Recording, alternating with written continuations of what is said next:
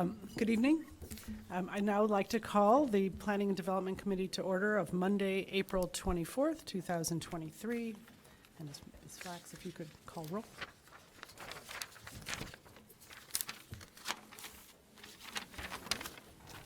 Aye. Or here, sorry. Councilmember Ravel? Here. Councilmember Kelly? Here. Councilmember Nusma? Here.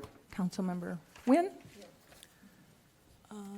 We are also missing Councilmember Karakaris at the moment. He's not here today from, Okay. Okay. All right. Great. Would someone like to move approval of the minutes? so moved. Okay. Could I just make a comment? I just want to note that will make corrections to the minutes to make it clear that the P1 was tabled until tonight's meeting, and that motion was made by Councilmember Nusma and seconded by Councilmember Wynn, and we'll correct some typos. I will move the minutes with those amendments, or with those notes. Corrections. Yes. Oh, he's online? Good, thank you. Great. Thank you. Okay.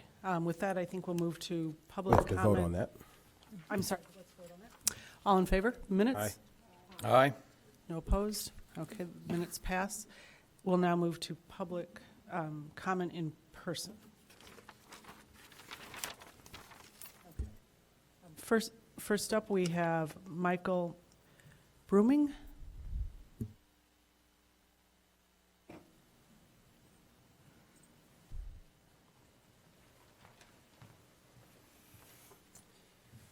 Good evening.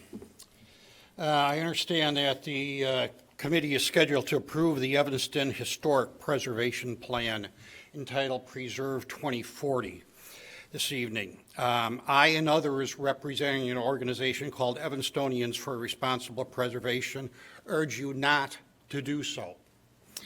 We have sent letters in the past 3 months to key people involved with this plan and received no replies to our concerns.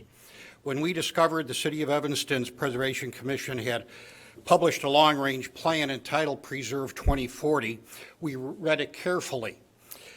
This cautious reading was due to the memory of an extensive and protracted dispute 23 years ago concerning the creation of the Northeast Historic District in Evanston. While you may not have been on the committee or the council at that time, many of the area's residents remember the controversy very well. At that time, residents affected formed Evanstonians for Responsible Preservation, refusing to be dictated to or lose control of our homes and properties. The current Northeast Historic District is the outcome of a decision and approval by the Evanston City Council. A vast majority of residents north of Lincoln Street, which is the northern boundary of the Northeast Historic District, did not want the local designation then, and we don't want it now.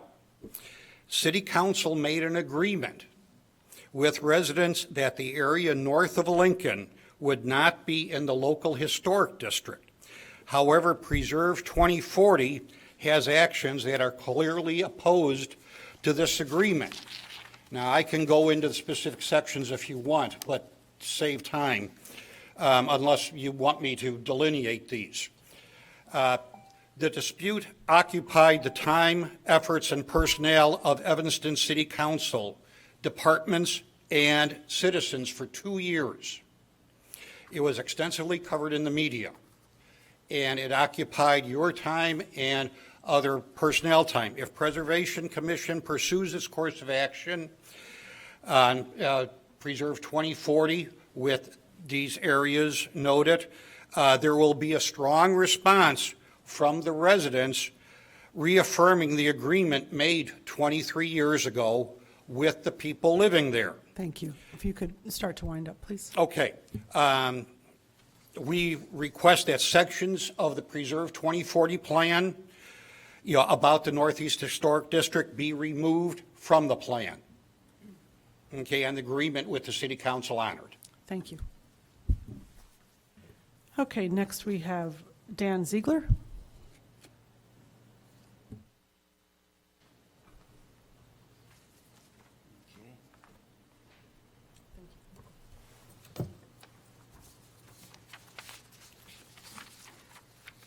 Good evening, members of the Planning and Development Committee. I am Don Ziegler, a Fourth Ward resident and chair of the Evanston Health Advisory Council, made up of citizens and health professionals that advise the Health Department.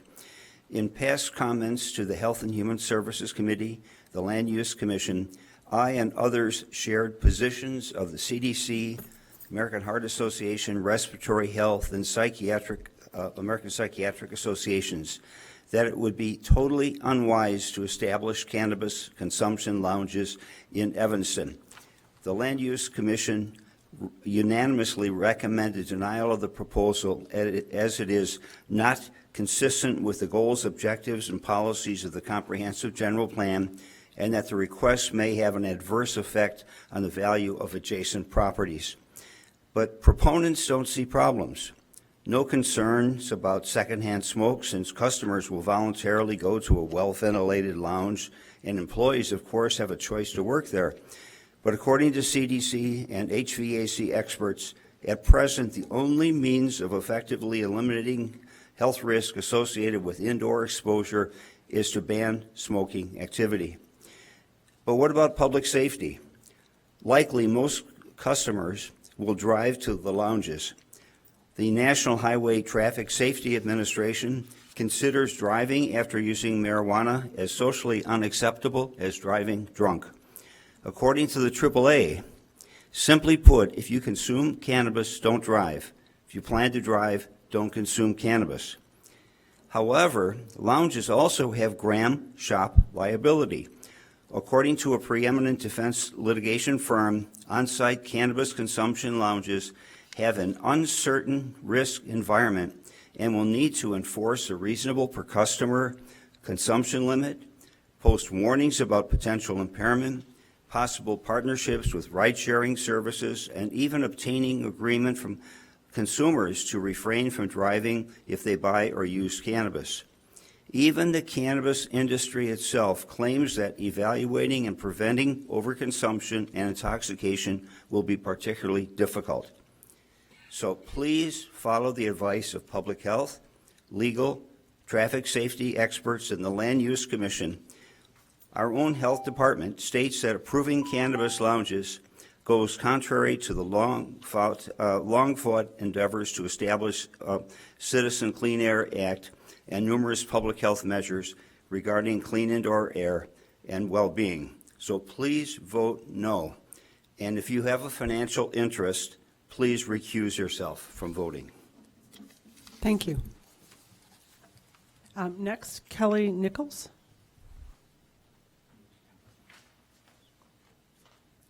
Kelly Nichols. Hi, I'm speaking virtually. Is there anyone else that you need to speak in person, or is it okay to proceed? No more in-person have signed up, so go ahead. Great. I'm also speaking on cannabis lounges. Good evening. My name is Kelly Nichols. I'm the Senior Manager of Policy and Advocacy for Respiratory Health Association, which is a 117-year-old lung health organization focused on healthy lungs and clean air. And I'm here today urging you to oppose the pending ordinances permitting cannabis lounges in Evanston. While we strongly encourage everybody not to smoke anything combustible, we do believe that people have the right to choose what behaviors they engage in within the law, but we draw the line when it comes to secondhand smoke that harms not just the smokers, but non-smokers as well, and that notably includes workers. Cannabis smoke contains several hundred toxic chemicals, carcinogens, and fine particulate matter, many at higher concentrations than tobacco smoke. That particulate matter may not be visible, but can penetrate the lungs of those exposed, and it has been shown to cause premature death, strokes, reduced lung function, and increased mortality from lung cancer and heart disease. A recent study in the Journal of the American Medical Association found that even 12 hours after indoor cannabis smoking ended, the daily average concentration of particulate matter still exceeded US EPA daily standard by 6-fold. Another study found that concentrations of particulate matter in one San Francisco dispensary were 28 times higher during working hours than when the business was closed. We've heard arguments that cannabis lounges can protect workers and customers with ventilation. That's simply not true. Many of the harmful constituents found in cannabis smoke can't be eliminated with current ventilation and air cleaning technologies. Even the American Society of Heating, Refrigerating, and Air Cooling Engineers states in their standards for ventilation for acceptable indoor air quality that there's no safe level of exposure to secondhand smoke, that cannabis smoke should not be allowed indoors, and that ventilation and other air filtration technologies cannot eliminate all the health risks caused by cannabis and other smoke. There's no safe level of secondhand smoke exposure, and we don't believe workers should have to choose between their paycheck and their health. The Evanston City Council recognized this more than 15 years ago when you passed the city's municipal smoke-free law. Evanston has a history of effective tobacco control and reducing the impact of tobacco-related illness on communities. And it was one of the first communities in Illinois to raise the purchase age of tobacco to 21, and that's a record to be proud of. I urge you to continue to promote worker safety and healthy lungs by rejecting the proposed ordinance. Evanstonians deserve a consistent policy that protects health. Please vote no. Thank you. Thank you.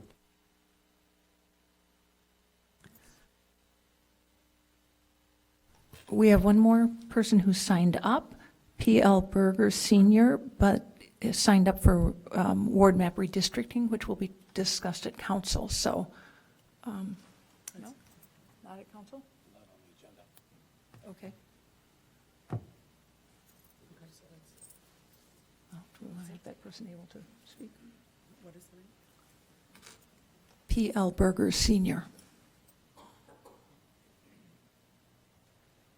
P.L. Berger Senior, present? P.L. Berger? I'd say that's Percy Berger, I would assume. Oh. I guess not. Could be. Just listed as P.L. Berger, so, Okay. but apparently not here, so. Okay, and that's it. Okay, well, that concludes public comment. We now move to the first item for consideration, the Preservation Commission Annual Report, and that will be presented by Mr. Sterling. Good evening, Chair Kelly, Director Flax, members of the committee. My name is Cade Sterling. I'm a city planner in the Community Development Department.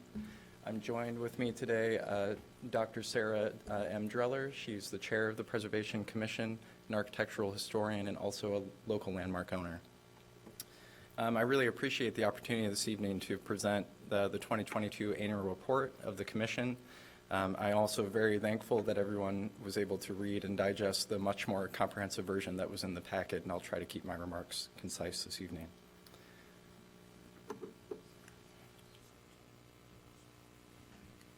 The first item I'd like to address is really the evolution of preservation and some common misconceptions, one particularly that we were even lucky enough to hear this evening. Historic preservation has evolved very significantly, particularly in the last 20 years. It was once thought of as just built heritage, primarily heritage from the late 19th, early 20th century. It's really now, it lives right at the intersection of a lot of our very important challenges and goals as a city. If we look at climate resilience, economic vitality, and also storytelling, what I like to call living heritage, which is people, places, businesses, stories. There's many misconceptions and myths about preservation. The one major one that I'd like to address, and I think I will through this presentation, is that it stops change, that it prevents change from happening. The value of historic preservation, it's very diverse. Like I said, it doesn't just relate to built heritage. Principally, historic preservation is a very powerful planning and land use tool. It's also a storyteller and steward of our shared and collective memory and also our community identity. It's a contributor to community health and well-being. Historic preservation is inherent sustainability, and it's inherent as a solution for our climate resilience needs. It's also a very powerful economic development tool. The preservation and movement in Evanston, it really kind of mirrors what happened nationwide in the 60s and 70s. It's a remarkable story. It's one that's not told probably as much and as well as it should be. But it's also it's a high responsibility from the city, and it really demands that we have forward-thinking and sensible program administration and resource management. The purview of Evanston's Preservation Commission is really the purview over the preservation program generally, and also they're charged with protecting, identifying, and actively managing our historic, cultural, and architectural legacy. I think this is a very important thing. As the early commission in the 60s and 70s, it was very active with survey and documentation, with outreach, with education and advocacy. There's really kind of 4 legs to a preservation program. One is community revitalization, one is program management, one is education and outreach, and one is really kind of preservation-based economic development. When they received binding design review in the mid-1990s, which is a very important tool for really making sure that these built resources are able to continue to communicate their story of their past, what that did is it removed a lot of their volunteer capacity to do what they used to do in the past. And they had extremely high agendas, extremely high caseloads for many, many, many years, probably the best of the last 3 decades. The current commission, it has over 200 years of collective experience. It's a very diverse group. It has preservation planners, trained architects, local landmark owners. There's many types of applications and review that kind of fall under this all-encompassing umbrella of resource management. The one that I'll really focus on is the most common, which is called Certificate of Appropriateness. We do not stop change from happening. What we're trying to do through these Certificate of Appropriate reviews and active management of these resources is to sensibly manage change. You're not trying to stop it. And this is done through review standards, and these standards are not unique to Evanston. They're modeled after the Secretary of the Interior standards. These are the same standards that are used in almost every municipality across the country. To try to address this limited volunteer capital and this really not only a burden that was on the commission but also on property owners, we've tried to do many things over the past 4 years. I've identified really 5 that are very critical. One is additional resources for homeowners and applicants, and also the creation of transparency in the process, not just the application process, but what it means to be a landmark property owner or an owner of property in a historic district. That was principally done through changes on the Commission's website and also the city's historic preservation website. Accessible and reliable technical assistance by city staff. In 2022, staff responded to actually over 400 requests for technical assistance by Evanston residents. Changes to the rules of circumstance for reviewing certificates of appropriateness. So the commission is able to dictate what types of work go to the commission and what types of work can be reviewed administratively by staff. As we started to really review the types of work that became relatively routine over the last couple of years that were still going to the commission, we changed that so that those fell under an administrative review process. We also created a new subcommittee called the Application Pre-Review Subcommittee. This is something the commission does to review applications for certificate of appropriateness many weeks before a commission meeting to look for any areas where supplemental documentation might be asked for, anywhere where there's holes in the application.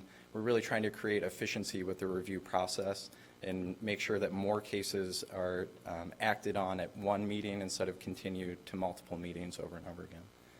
And then changes to in-meeting procedure, that's the same thing I just kind of discussed. We're looking at taking action as soon as possible, having the information we need to take action, and also apply conditions instead of continuances if the applicant agrees to that. This shows kind of the burden on property owners and also the burden on volunteer capital in the commission level going back to 2017. The data is very similar from 2020 to 2017 that it is for really the last 3 decades.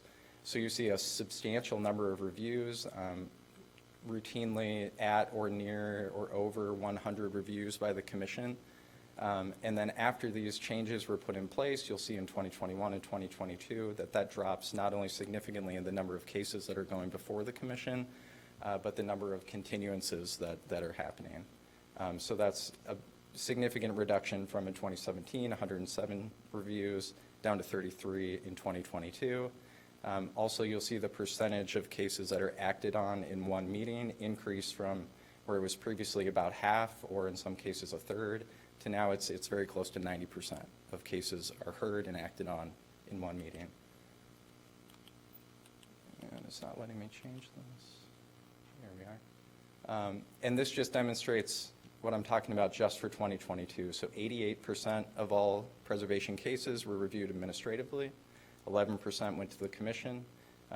Of those, 100% were approved, essentially. 8 of those approved with conditions that were agreed to by the homeowner. No cases were appealed in 2022. 2 cases were withdrawn for various reasons by the applicant. And from there, I'd like to turn it to Chair Driller to really talk about some very exciting opportunities that we had by reducing this volunteer burden on the commission, and they were able to really create an action-oriented work plan to kind of project preservation in the future to really serve all Evanstonians. So, Chair Driller.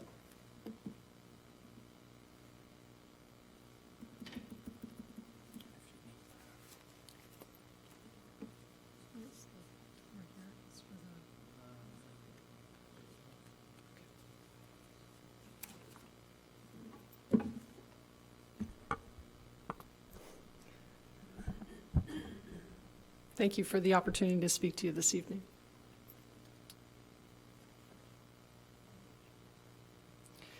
The Preserve 2040 plan, here we go, starts with some big ideas, and then it proceeds kind of more granularly, so that it ends with a kind of a set of what we're calling initiatives, which is action items that we think are realistic for the next 20 years to try to move the needle forward on preservation. And what we mean by action items or these initiatives is not just what the commissioners are going to do, because we don't have enough volunteer capital for that.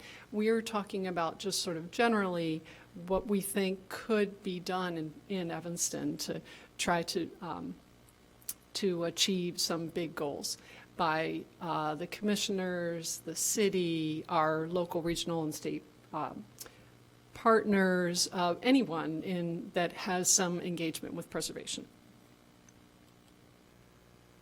So we start with 8 objectives. We thought that you all would be particularly interested in 3 of these tonight. The first one that we wanted to highlight, this one here, has to do with acknowledging the diverse ethnic and racial contributions that have been made to our culture of Evanston, and making sure that those voices are heard in the future of preservation better than they are today.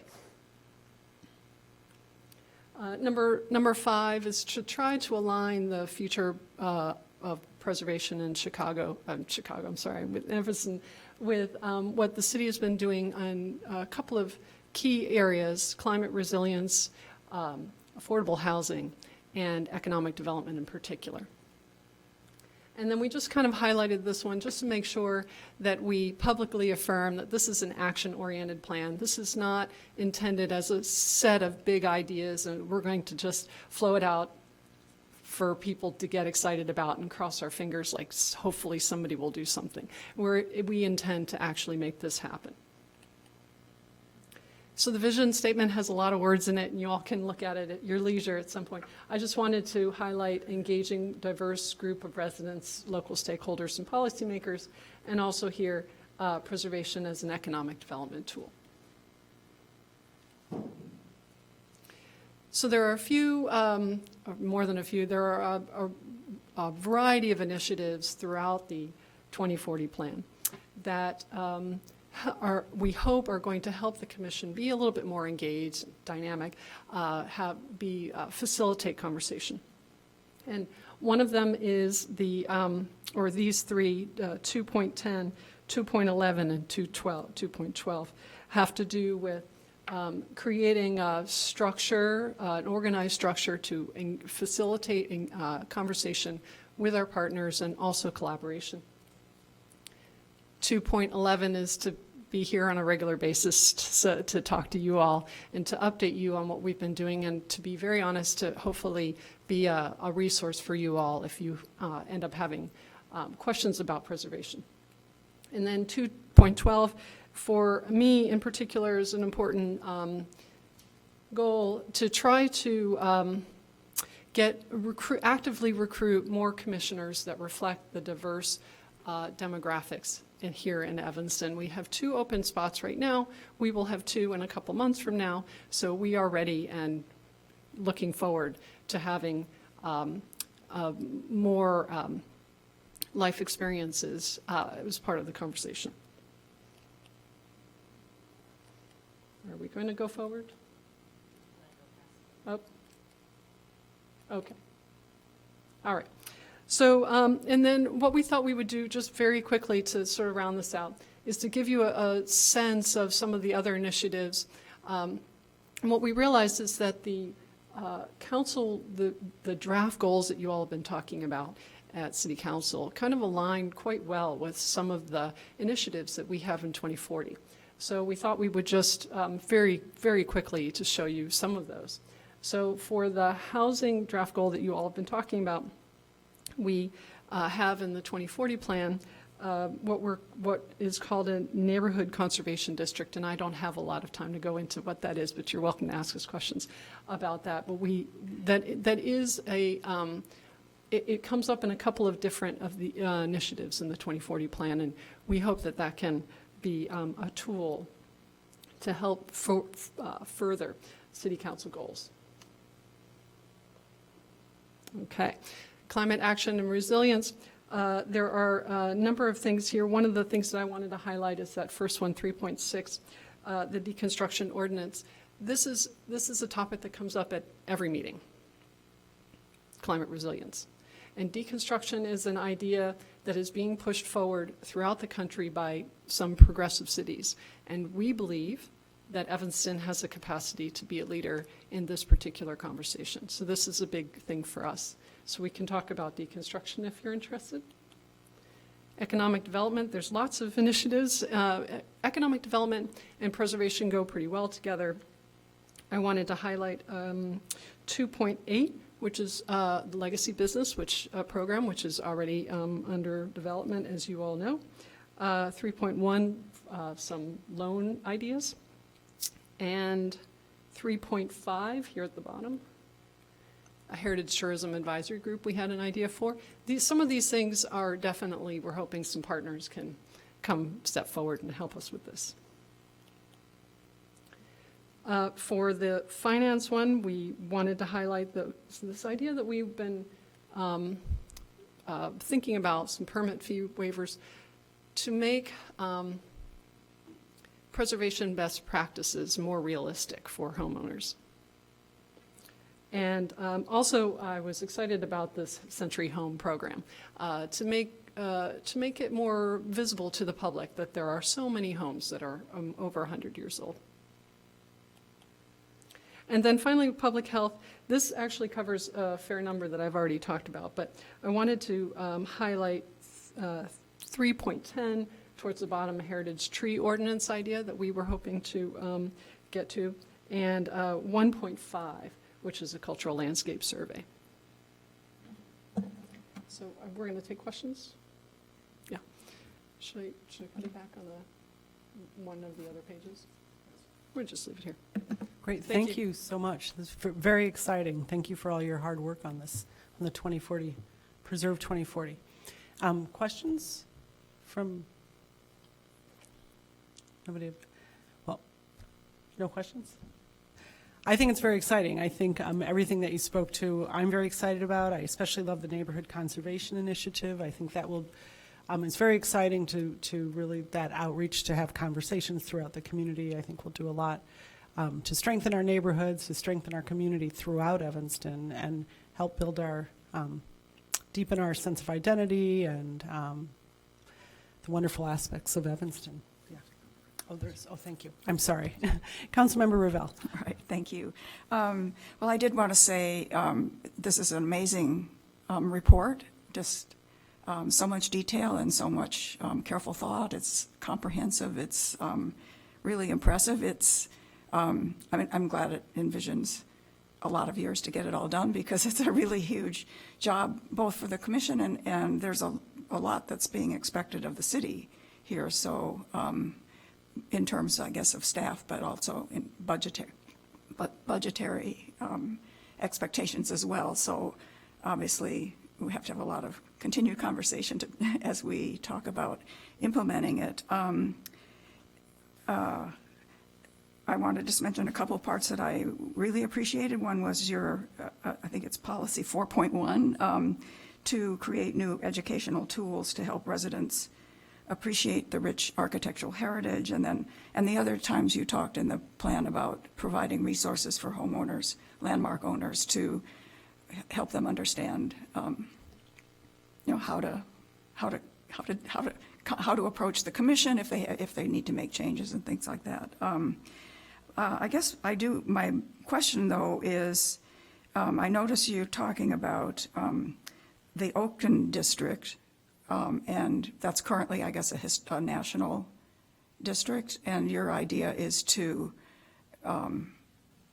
expand that to become a local district. And then, as you know, we heard tonight from residents about the North Evanston district and the concerns about residents not wanting to be part of the national district. So I was wondering what your thoughts were about how you were going to talk with residents about why being in a local district is a good idea.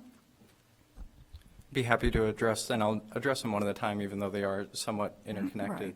Right. I think the first thing to be really cognizant of is that there are things mentioned in the plan that we cannot do on our own. So, for example, both of these nominations that you're talking about, that's something the City Council would determine ultimately.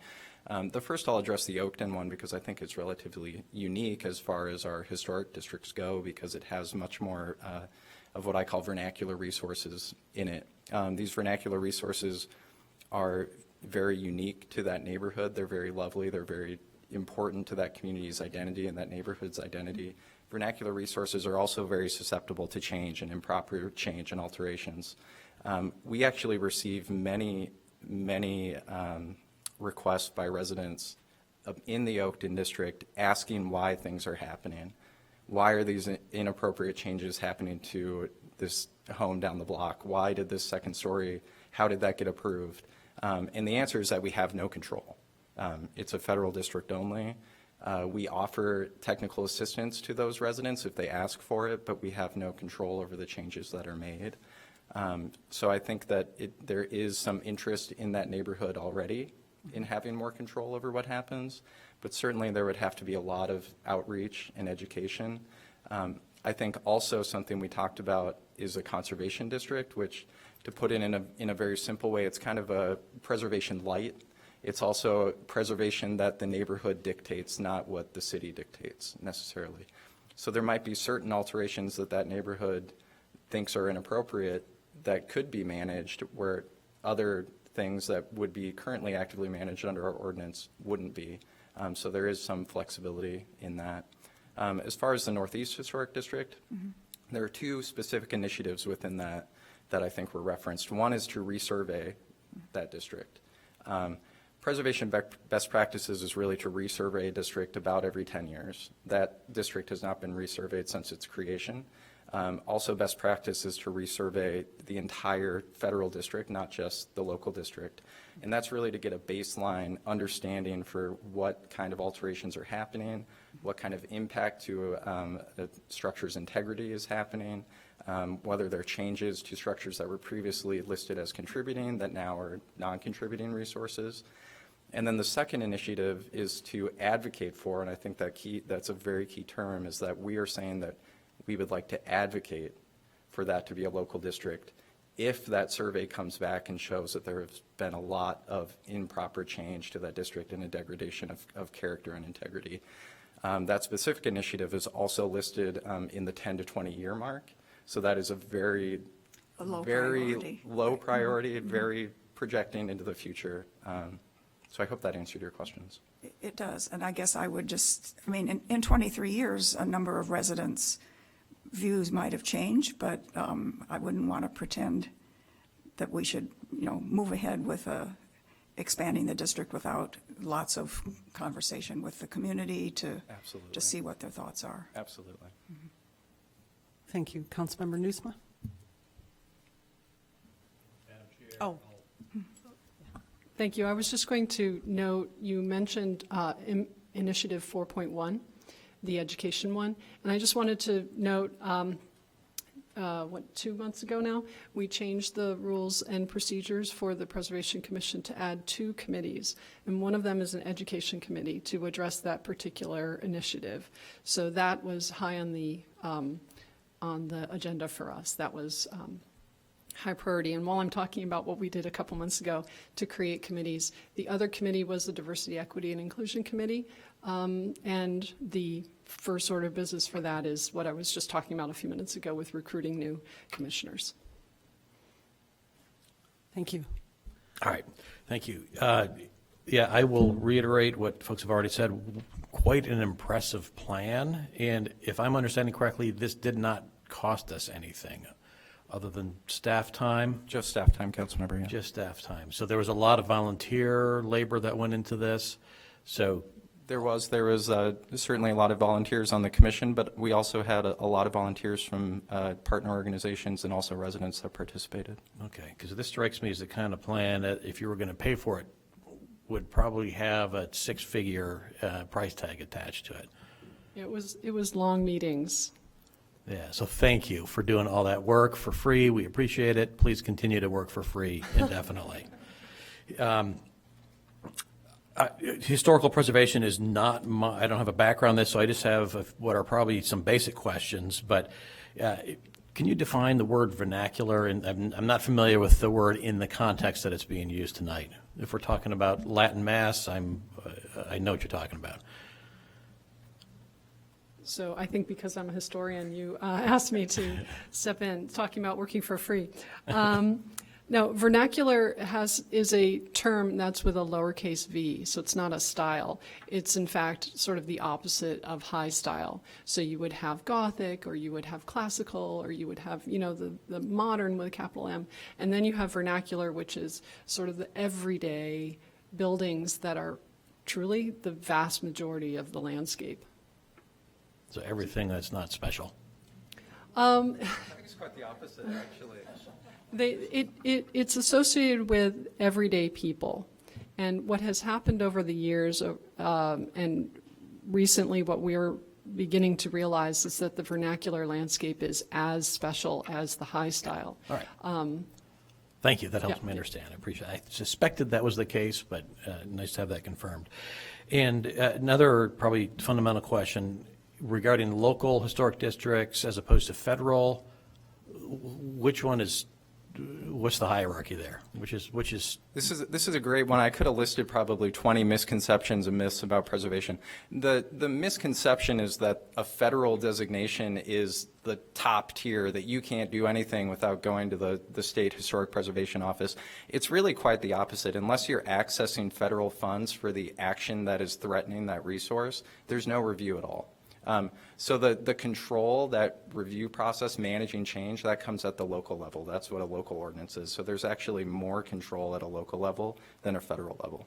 And is there a state level in between? We don't have a state preservation program anymore. We used to. I think Governor Rauner got rid of it. Okay. All right. Thanks. So I have a question about cost, and I'm glad we put this report and plan together for free, because I anticipate that implementing this plan would cost a pretty penny over the next several decades. Any idea how much? No idea off the top of my head. I think you have to lean very heavily on your volunteer capital and your partner organizations to take on a lot of this. There's a pretty robust implementation section and matrix in the back end of this report, and it identifies a responsible party. There's also a chart that shows initiatives that the commission would undertake and initiatives that we would seek assistance for, and I think that's pretty balanced, but it shows that really the city and the commission doesn't shoulder all of that load. A lot of it is really the responsibility and of our partner organizations, and our role is trying to activate them, or really I should say reactivate them. They exist, they just aren't as active as they used to be. But there were quite a few of the action items where the work would have to be done by a consultant. The only ones I can think of are certainly the resurveys. I would look at it. That is much more efficient for a consultant to do that type of work. That's probably somewhere $40,000 to $50,000 per survey project. We are also a certified local government in Evanston, so we can apply for funding to try to offset some of that cost. Okay, great. I'll echo some of what Councilmember Revelle said regarding public engagement, and just make it clear that approving this plan tonight doesn't mean we are approving implementation of every suggestion that is in it.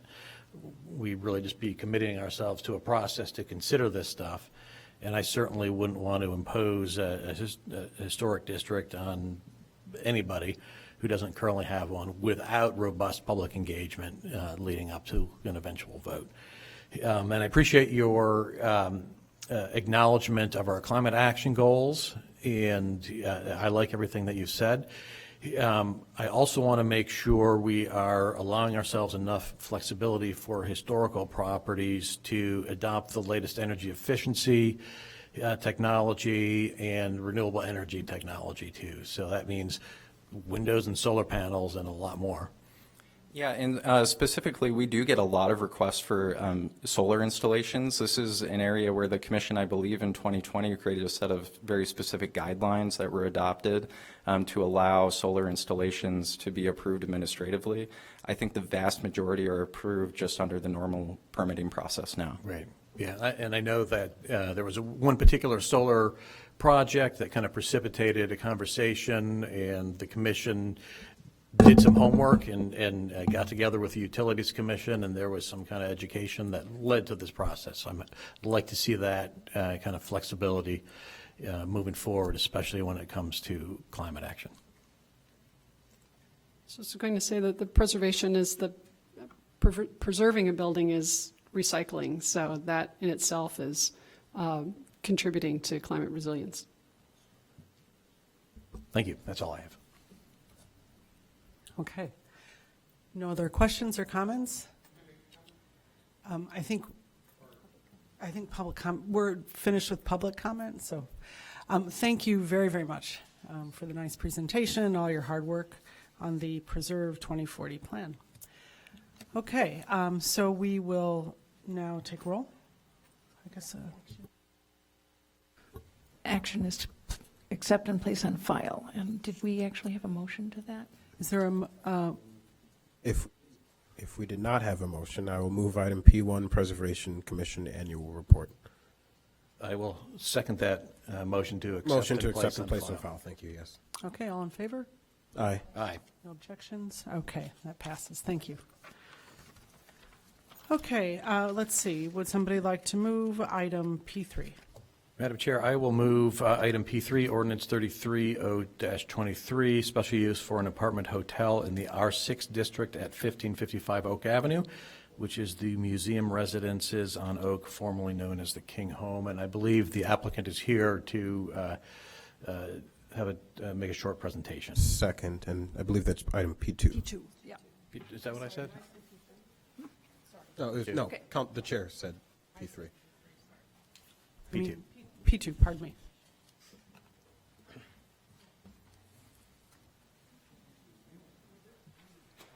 Good Good evening, and if you could state your name, please. Alan Diddish, General Counsel for BCH 1555 LLC. I'm Camille Halim. I'm the owner. Yes, good evening. Leonard Clifton with Wyndham Hotels. We brought Mr. Leonard from the Wyndham Hotel, so anybody has any question, he can question him and clear anything you have in your mind. We are going to present a slideshow showing every item after the suggestion of Wyndham, how it's going to look. So we'd like to show you that. Maybe we'll start with this and go after that. Great, thank you. Can we dim put the light lights? down a little bit? Over here somewhere. Yeah, clerk. The light switch right here. I used to be clerk, and so, oh, that's the wrong switch. I was going to use that one right there. I'm actually going to speak to a few things as we go along. First of all, I don't know how many of you know the Hawthorne brand. Hawthorne Suites is an extended stay product. It's in the upper mid-scale chain of hotels that Wyndham has. We have about 7,000 properties stateside and 9,000 globally. We're the largest hotel company in the world right now. And we are wanting to partner very much so with Mr. Kaleem and his family in taking this building and really moving it toward the Hawthorne Extended Stay brand. So this is just a rendering sort of the front desk at this point. They have done some of the drawings here, but essentially when you first walk in, you would have your front desk, and this is just a typical front desk area for us. Mr. Hamil is also suggesting putting in a private dining of his own restaurant there, potentially an Italian design restaurant. So that space would actually, as you come in off the front desk or off the front lobby, you would go into the restaurant that would also have patio seating out back. Again, all of our Hawthorns would have a fitness center, standard fitness center in them that would have Precor interactive equipment. Hallway, again, pretty typical elevator. These are just some of the drawings. Now, this is a mocked up. Actually, it really isn't mocked up. It looks exactly the way it does in the room right now, but each room comes with a dishwasher, a full refrigerator, microwave, and a stovetop unit. And washer and dryer. And washer and dryer, yes. Now, the washer and dryer is not standard in the Hawthorne Suites rooms. Mr. Hamil has done that as a part of his unique add to the room, so that each guest that stays would have their own laundry facility inside the room. Again, a basic room package of the colors and design that the Hawthorne Suite package has. Shower, kind of speaks for itself, huh? So this is the room as it sits right now. Again, we would have our own Hawthorne Haven package where it would be different furniture other than the actual fridge and kitchen area. This is the entrance to the restaurant. Right, that would be looking into the restaurant from the lobby as you came in. Right, and that would be the proposed opening out to the patio on the back side. This is the breakfast. Yeah, the breakfast area would be to your right, because every guest that stays with Hawthorne gets a complimentary breakfast. This is the from the garden. You're looking at the patio of the restaurant. So they will be outside. It's a beautiful. Actually, the picture does not show how beautiful this garden is. So we'll have the restaurant and the outside seating and the view of the gardens. It's a meeting room, just. Right, yeah, just a meeting space. Some of the space would be multi-purpose for meetings, business room. This is all. And this is just, at this point, we're in the early stages of trying to really determine how to integrate the signage and maintain the integrity of the building. So this was just an idea that Mr. Hamil came and put together just for tonight, as a, we are not proposing in any way that we would take, neon signs up and down the, exterior of the building, and we definitely work with cities across the United States to preserve the area and the look and feel of the community in order to, not take away, but give it an identity anyway.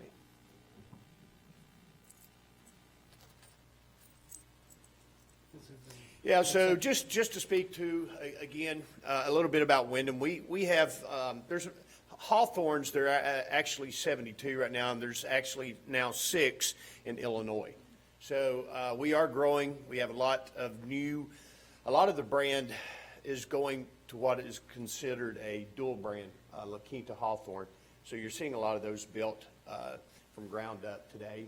Obviously, doesn't really lend itself to a dual brand, and being in the college community and in the, the neighborhood that the building is located, really looking at the extended stay element for that standpoint, and really some of the activities that are here locally that would tend to lend itself to 4 to 7 night stays.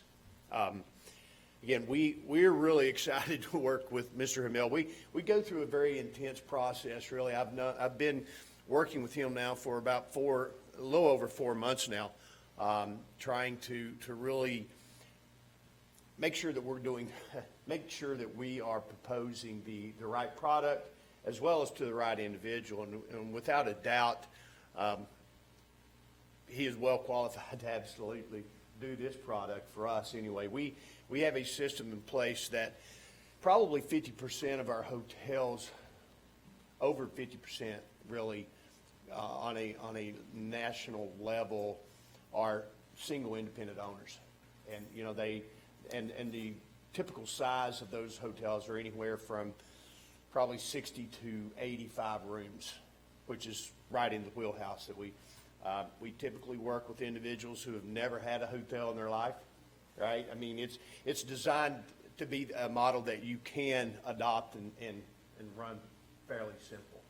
We have a very extensive training program that happens before the building opens to train staff on not only the cleaning of the rooms, but the software that is utilized on a daily basis to check people in, check people out, right? And then we have ongoing, for the first 6 months, we have ongoing training.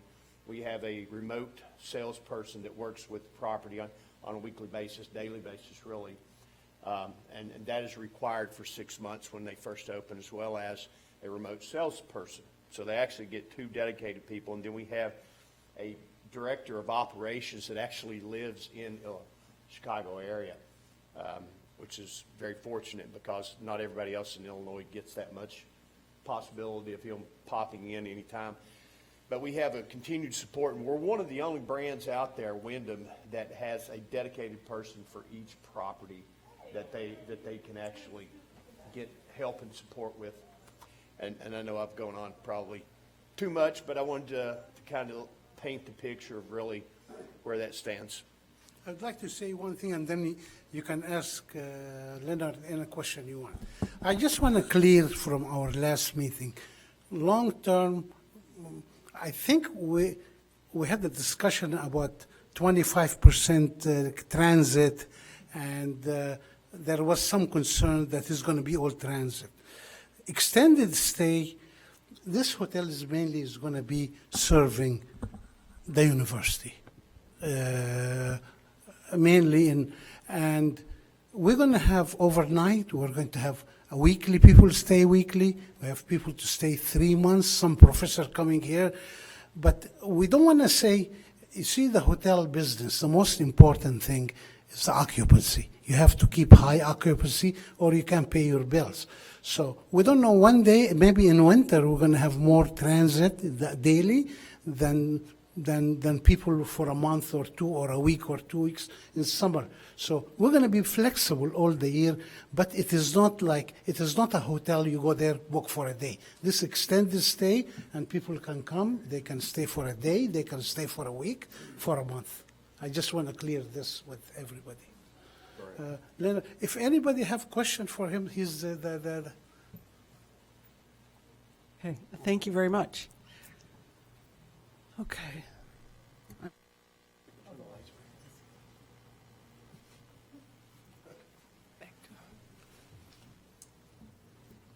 Okay, Councilmember Newsma. Thank you, Madam Chair. So on that topic, Mr. Halim and Mr. Leonard, I'm sorry, I didn't catch your last name? Clifton. Mr. Clifton, if you could speak to the percentage of guests that might be short-term versus long-term based on the other hotels in your chain. And if I'm looking at that map, it looks like one of them might be in Champaign. We have one in Champaign, yes. We have one in Champaign. We have one in Bloomington. We have one in, that's out in, not Naperville, but Aurora? Right before Naperville. Schaumburg. Schaumburg. So we do have some locally as far as the Hawthorne Extended Stay. Yeah. Hawthorne Extended Stay is truly, again, the elements that it has, I'm sorry. The elements that it has by nature and by default doesn't attract a very transient customer. It's the extended stay brand typically is 7 to 10 days. I mean, and it is designed for somebody that needs those cooktop, right? Or somebody that's going to need a washer and a dryer, somebody that's going to need, a larger refrigerator rather than the 2 cubic feet one that, college students have. So it is by default designed for that and would be priced accordingly. Just, to speak, it would definitely be, and I think probably the questionnaire that was turned in, the definition transient by nature was maybe taken incorrectly. Because all of our guests are transient, but it's just how long are they staying, right? I mean, they don't enter into leases, if you will. It's not an apartment complex. But so that's probably a little bit of the misconception there, but typically it's 7 to 10 days. And he is right. I mean, many times we have customers that will stay 30 days, 60 days. Apartment, corporate relocation centers will actually, our salespeople will go to corporations and say, hey, we can do corporate housing for you for 30 to 60 days. So I'd like to add one more comment to this. I talked to the owner of Homestead, the one in Hinman, very successful hotel, and he said very common to have professor coming to the university sabbatical for 3 months, 2 months. It's going to be a combination, but at any time you cannot know really what you do today. Like maybe sometime and for us really to make the hotel business, it's really a daily hotel, normal hotel. I think average per year is 60% occupancy. And I think any time you find somebody who wants to stay 3-4 months, even if you charge him half of the rent, it's going to be better for the hotel to have some stability. Like if I have 20-30% long-term, like professor coming for a month, 2 months, I think it's stabilize the hotel. So when we run the hotel, we'll be looking to serve longer with the university than people coming every day. In the meantime, when you have an event like you have a football game or event, the price of the room is very high because there's so much demand. So we don't lose that. So it's a balance really between long term and short term.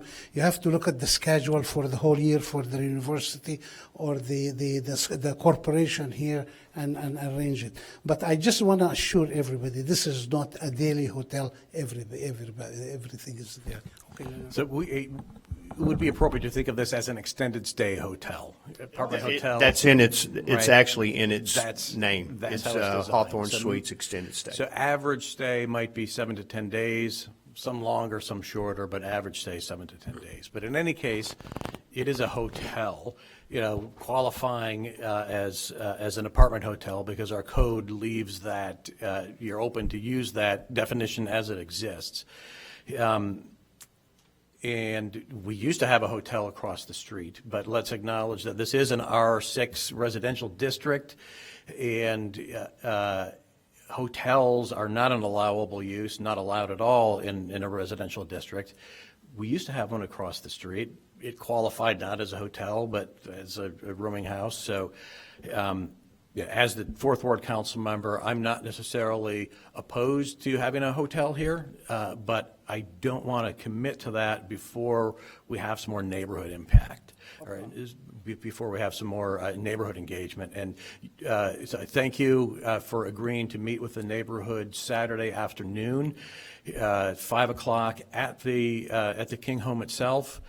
And Leonard, you'll be there as well, I hope. Well, I'll try. You can make it? Great. And so I'd like to get some feedback from the community before, you before, I'm comfortable approving a hotel in that location, but I'm open to it. Now, I'd like to say one thing. I think we had the meeting about restaurant, how is the town suffering from restaurant. And the hotel, the one it has one of the best hotels in Evanston, which was, I think, La Pensiero? Pensiero, and it's closed. And I think we're planning to open a magnificent restaurant in that, off the lobby as the code allow.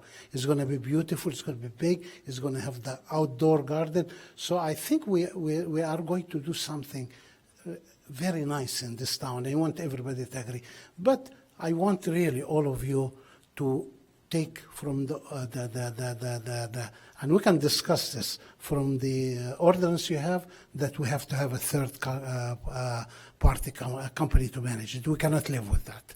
I have a family, my 3 daughters, and me and my wife, and we have even our second generation is coming out of college. We have my oldest daughter, she's going to finish business school, master degree from best schools in the country. I have my grandson coming from Washington University, and we want to manage it ourselves. I do not trust. I have paid in that building $20 million to buy it. And until now, I spent $5 million in improving it to be an assisted living, and we're going to spend, Mr. Leonard, it's not very easy, we're going to spend another $3-4 million, and we have to have control. So I hope that we can discuss this, and if I can give you, I send you all my bio, and you can see my history, my organization. We run the best museum across the street. The museum has many food services we do. You can just go to the internet and see our reviews for wedding and parties, and I think hundreds of reviews. They're just so happy with what they want. If I could move the conversation along here and ask Mr. Pickering to address that management issue, and across your brand nationwide, how many of your properties are managed by a third-party company, somebody different than the property owner? Actually, it's Clifton. Clifton, sorry. That's okay. I didn't know for record there. I didn't want to be off. But anyway, and that's what I was speaking to earlier. Well over 50, 60, probably 65% of our hotels are actually independently owned and managed by the owner. The model itself that is growing in the United States right now is really the upper mid-scale product. So everything's around 100 rooms. The new builds are all around 100 rooms, anywhere from, again, probably 85 to 120 is probably what the new construction is right at the moment. And it just doesn't lend itself because, a lot of the management companies are very expensive to come in and own. That's why we have the resources internally to really help support, not only on a daily basis, but monthly, and a lot of different visitations that we have with the properties, and the training. Like we send our GMs out; they have to go through a training school before they can actually even run the hotel. So we're pretty selective in that. It's very rare that we ever mandate a third-party management company. It's very rare. But you do have the infrastructure to train the operator if they're new to hotel management. Yeah, absolutely. I mean, if you think about it, our staffing model lends itself to a lot of turnover, a lot of high turnover, especially with college kids who work front desk, college kids that run night audit. They want to work the summer or maybe a semester or whatever the case. So we're constantly retraining and training and retraining. So if it was a very difficult model, not to speak anything less, but I mean, if it were a difficult model, we would never be able to keep the doors open. Yeah. Thank you. Can I have a little bit comment about this? I think they are suggesting that we have the hire approximately 40 employees to run they're going to charge us between 10 to 12%. If we get a management company, there are no way we can pay the management company another 8% and pay him and pay our employee, make the payroll, and this building can make it. So economically, if we hire a management company, this is the first recipe for not to do the budget. So, and I think we have I sent all of you my bio, and I think we have enough experience in our company. We did so many very things. We do so that we can run this with the help of them, little bit help of them, and their computer program and things like this. We'll have no problem running the building. So, Thank you. Councilmember Reed? Yes, thank you. I appreciate you all giving a very thorough presentation. I appreciate the line of questioning from my colleague. And I promise this isn't a gotcha question, but I just want to confirm what I've heard. Do you all happen to know what the vacancy rate for hotels is in our area? Vacancy rate? The occupancy, I'm sorry. Sure, occupancy rate, vacancy, two You know sides of the what? same coin. I do have that number, okay? I've done a select, I went when I was first looking at the market, right? When we first come into a market like Evanston and we want to put a flag or brand hotel, right?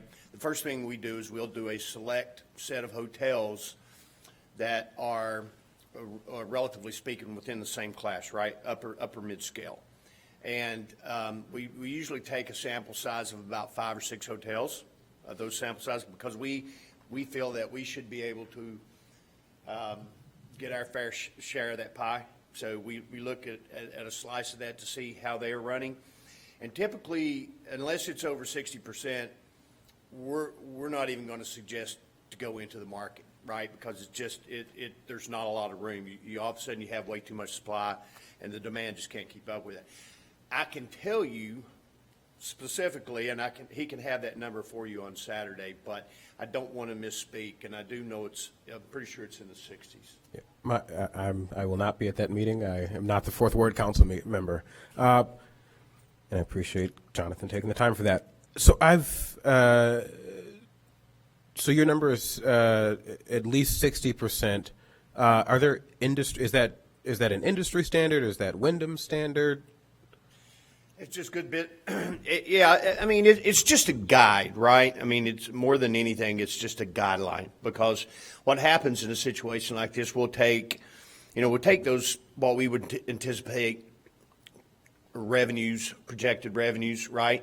I mean, you've got to do a pro forma to take to the bank for loan, or, if he's pulling it out of his pocket or wherever, I mean, you still have to have an understanding of what kind of pro forma and how the hotel is going to perform. So really, it's step one for us. I mean, if you can't flow cash, if you can't make it a profitable venture, then why, we're not going to do it, right? So our success is his success, and his success is our success. So we do look at those numbers.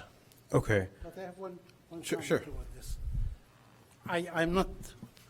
I didn't run, but I understand from hotel, the vacancy really, 60% vacancy doesn't mean that you're going to collect 60% of the day. You're 100%, your rate. There's no such thing called the rate is $150 a day.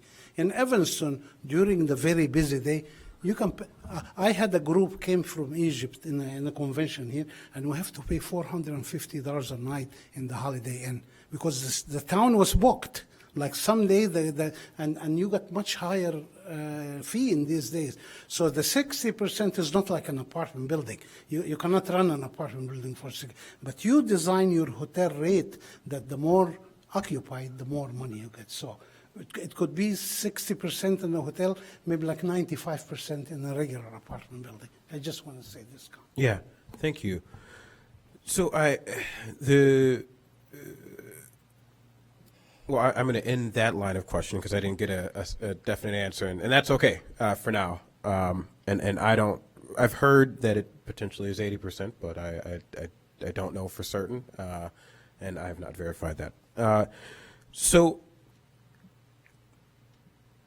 I'll say that I am certainly, this is in the Fourth Ward, the council member is certainly is going to represent his constituents. I am curious, do we know if there are apartment hotels like this in Evanston? I mean, I think maybe the closest is the extended stay in Skokie. Is that correct, incorrect? There are, I think on Chicago Avenue, the new hotel. Yeah, for The staff. if there's- extended stay Hyatt, No, Hyatt House is extended stay. It has the same. Now, Hyatt Place is the more transient one. But Hyatt House is an extended stay product, yes. Hawthorne would be like Residence Inn, Hyatt House, those types of extended stay products. Yeah. I have I'm going to call what seems like a strange question. Director Ogbo, since you're in the room, if you can help, do we ever partner with any, I know that quite often, and here's where I'm going with this.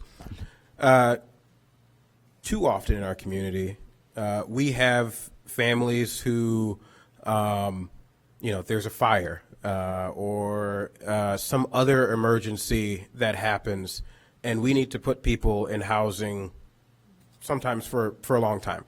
Director Ogbo, and I know that when I've worked with Director Ogbo helping residents in the 8th Ward, typically we send them to the extended stay in Skokie.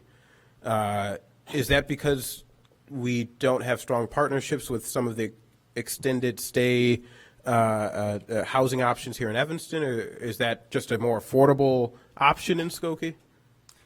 Good day. I Global Director, Health and Human Services Department. It all boils down to cost, where our money was stretched further because there's some situations, as you know, Councilmember Reed, where individuals will stay in a hotel based on their circumstances weeks on end. So we're trying to ensure that our dollar stretches as far as possible. And not only that, that these facilities provide rooms or facilities where individuals can actually cook. So that's pretty much the main reason why we go to extended stay in Skokie mainly. And I'm sorry, so the extended stay in Evanston, they do not provide those amenities? Well, Or they do provide, it's just they're more expensive? absolutely. Okay, thank you. And do you know how your rates may compare to the extended stay in Skokie? What is that brand in Skokie? Is it just extended stay? Is that their name? There is one called Extended Stay America. I don't know if that's the one I that don't you expect guys you. You use. don't sound like Yeah. you have an accent from. Well, I spend a lot of time in Illinois, but without knowing, I think ESA is Extended Stay America. Is that the one that you all use? I'm not quite sure what the brand is. There's so many different types. I mean, I wouldn't want to really, yeah. The without reason I knowing. ask is I'm curious how your rates may compare, and we'll see what comes of the meeting on Saturday with residents. I would imagine folks don't want a vacant building in their ward and would like to see buildings utilized, but I will leave that to the Fourth Ward residents to decide. And I'm curious, one thing I would love to see from the perspective of the as the Eighth Ward council member is if a part of this deal is that we have a strong relationship with you all, and when there is a fire or some other emergency that the city of Evanston, if we need a place to put families in an emergency, that we have an option here locally, which I mean, I don't, the extended stay in Skokie, I don't know if folks have ever driven by that or been there, but it's very secluded. If you're not someone with a car, it is impossible, not impossible, it's, particularly if you have kids, it's very dangerous and hard to access just plain services, groceries, whatever the case may be. But Evanston is a beautifully walkable city where you can, particularly in our downtown, access everything you need.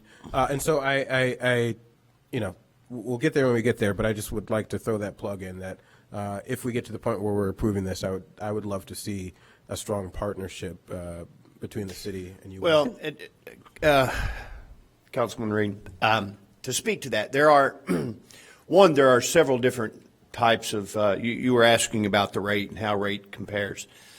You have economy, right, and that's sort of the lowest, cheapest brand typically that you can get into. Then you have mid-scale. Mid-scale is God.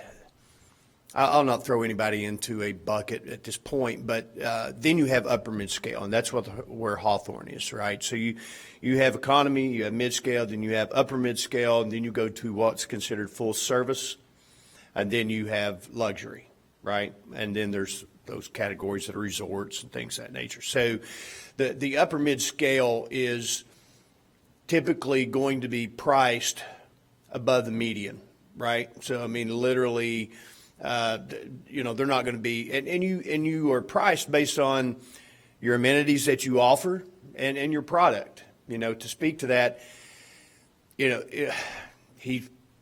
depending on the level of the amenities that he's paying for at the other extended stay that he's putting him up, it could be a much cheaper model to run or a much cheaper baseline to be able to make profit on. So it really, you can't really, it's tough, right, to say, okay, can you compete?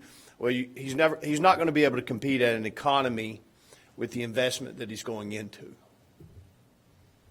Thank you for that. And then One oh, thing sorry, go ahead. also that I think the room, the most of the suites we have, like a small like there are 2 rooms, 1 room to sleep and 1 room sitting down, and really it's not a family. Like you can't have somebody in a home has 2 kids. It's not going to be suitable.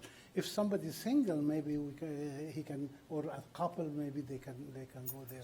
But I think the extended Skokie, staying Skokie, maybe they have bigger rooms. I don't think so. You don't think so? But I don't know.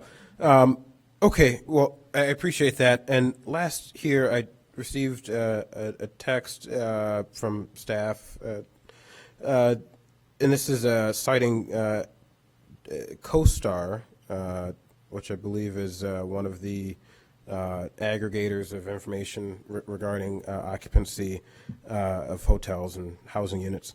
And what I'm seeing here is that Chicago has, and this is from 2022, that Chicago has an occupancy rate at 60 and 61%, whether it's Chicago or Chicago CBD plus. I don't know what Chicago CBD plus stands for, but North Chicago, north of Chicago, the northern suburbs, seem to have an occupancy rate, according to this, of 55.4%.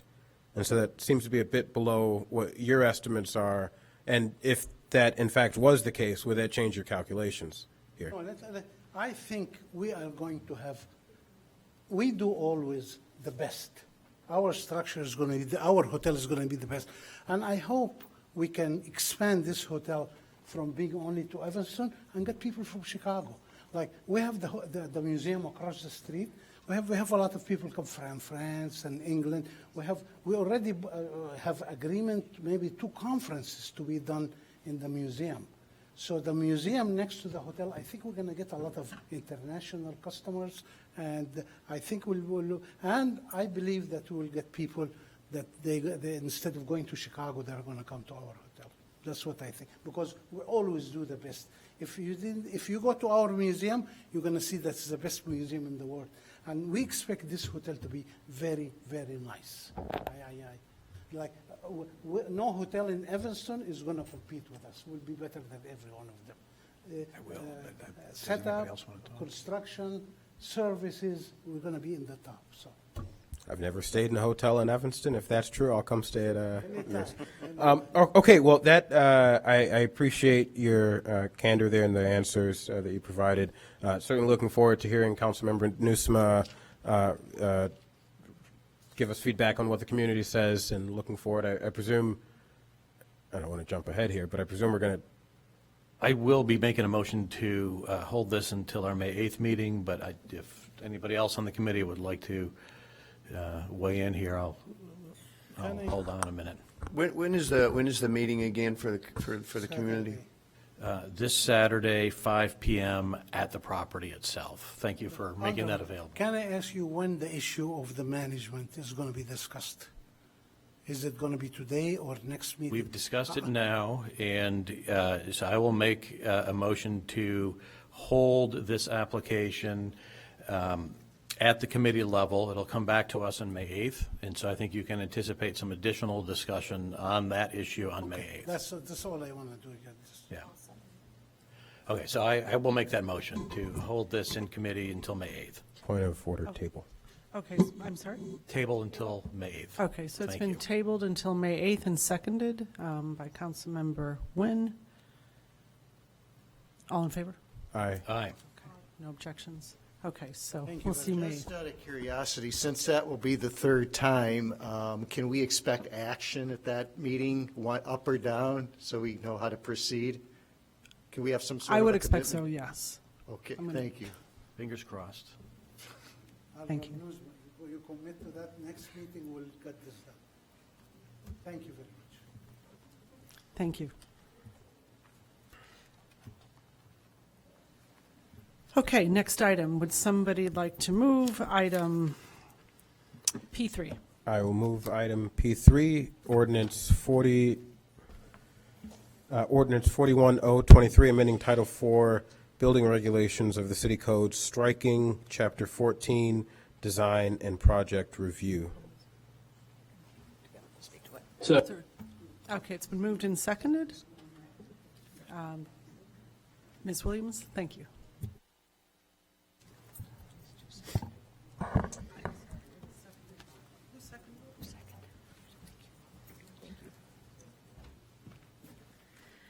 All right, thank you. Real briefly, this item is related to a referral from Councilmember Kelly, which came in January 15th of this year. This submittal was to develop a community design commission, which is co-sponsored by Councilmember Suffredin and Harakaris. Before you this evening is the first phase, which would be to remove the Design and Project Review Committee, DAPR.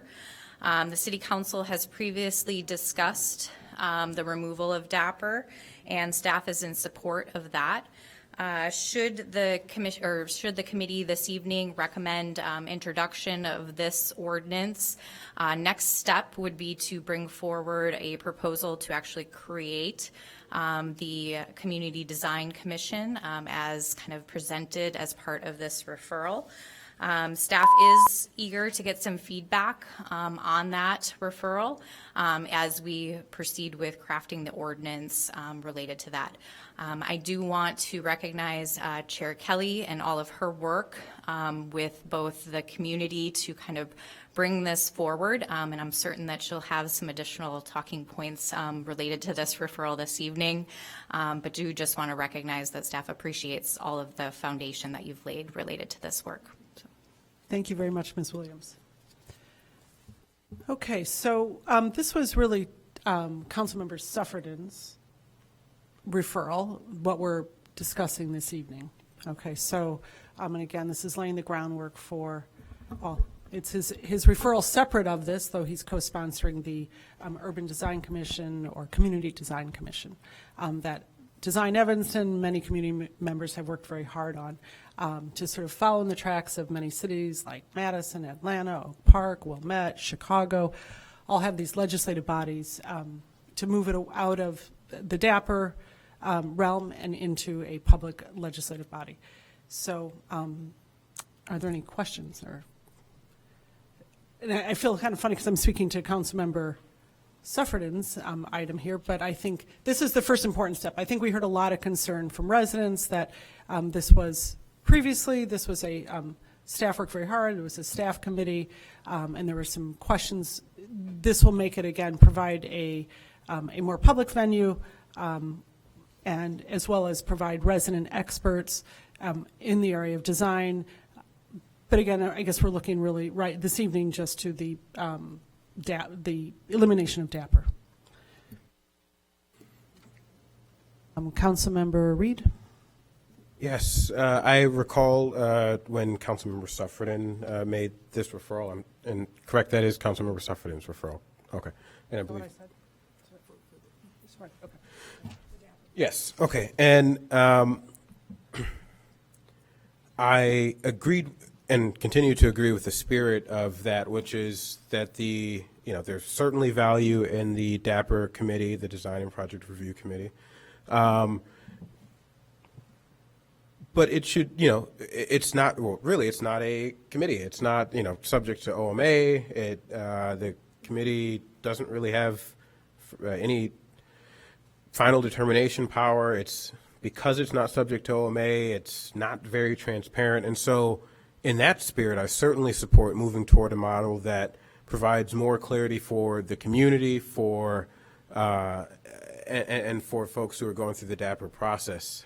We know that folks who are, aware, I think Leslie and CGE or Bird Friendly Evanston, I saw a sign out there, a great example of, if you're keen to DAPR, you really can help improve the quality of life and the design of buildings here in our city. We've seen on numerous occasions where folks who know how to utilize it are coming in and giving really positive, strong feedback.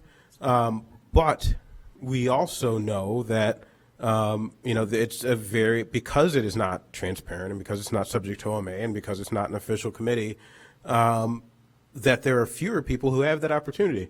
And so with that in mind, I certainly support moving toward a model that provides that transparency and community involvement. Thank you. And that will come up for more in-depth discussion at a later meeting. Okay, Councilmember Ravel. So my understanding is that the DAPR committee or non-committee, its role is basically ensuring code compliance of various proposals that come before you all. And so basically you've been functioning for not quite a year now without formal DAPR meetings. And so I'd like to understand how that process has been working for you all, and when we last talked about this 9 or 10 months ago, there were some suggestions of ways you were going to continue to help residents become aware of the issues that you were all talking about. So there was I have a little note here, says a weekly development newsletter, and some information on the website where people could track what was happening I'm not talking about the planned developments, I'm talking about the smaller things. And I'm thinking about a fairly controversial small project on Central Street, the martial arts building, where nearby residents had a lot of concerns, and this was while DAPR was still fully functioning. And so I guess in addition to how it's been working for the last 9 or 10 months, how would that martial arts building issue have been, how would residents have learned about it and participated or made some comments? Sure. Great question. So you are correct. The Design and Project Review Committee has been in somewhat of a transitional state for about a year now.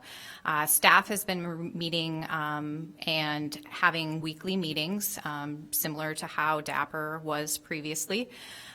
They are administrative and, to your point, specific to code and how the projects align with the code requirements. In addition, staff provides comments that help to aid in the development of potential conditions for both the Land Use Commission and ultimately City Council to consider as these projects move through the legislative process. To your second question about what has been done to help with transparency, I think. So staff has been working to update our postcard notifications that will include basically a QR code that will take folks to a more detailed website and have kind of information about the project, kind of development plans. So staff is ready to implement that once this is fully, once a decision is made on how DAPR is going to function long term. In addition, we've added on our project page, we've expanded what projects are listed under proposed development or proposed projects to include those beyond just planned developments.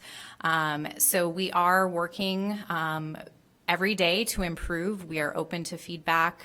We've had several community members reach out asking how we can better share information, and we're adaptively managing day to day to integrate those into our operations. Okay. And then in terms of the weekly newsletter, staff has been in the city manager's newsletter providing kind of a report out of which cases are currently on our review radar. So things that have been submitted and are actively being reviewed by staff. That goes out weekly in the city manager's newsletter and is also posted online. I'm open to also improving that messaging in the future, dependent on, how we proceed with this particular ordinance. Yeah, right. Well, I think that sounds really great, the idea of, a QR code and the postcards to residents so they can keep track of a project that might be happening right in their neighborhood. And I guess I see the former function of DAPR as very distinct from what I expect is the idea behind this new commission, which is more of an appearance review design. I think there's a little bit of that coupled with the, desire to provide technical assistance early in the design and development of proposals that might come before proposals. So really, it's intended to be a resource in addition to providing some guidance to applicants as they're moving through the entitlement process to make sure that projects are aligning with the design standards or kind of guidelines that are established for this particular committee's purview and review. Okay. Thanks. Councilmember Nusma? Thank you, Madam Chair. So what we used to have DAPR, which was a meeting, and we called it a committee, and various staff members from various departments were represented, and they weighed in appropriately on a project. And maybe went a little bit too far in making some calls that should have been made by appointed or elected officials, which is probably why we're having this conversation. Nonetheless, I think the part of the process that was essential and needs to continue one way or the other is having that staff review for the fire department to make sure we're compliant with the fire exits and all that kind of stuff.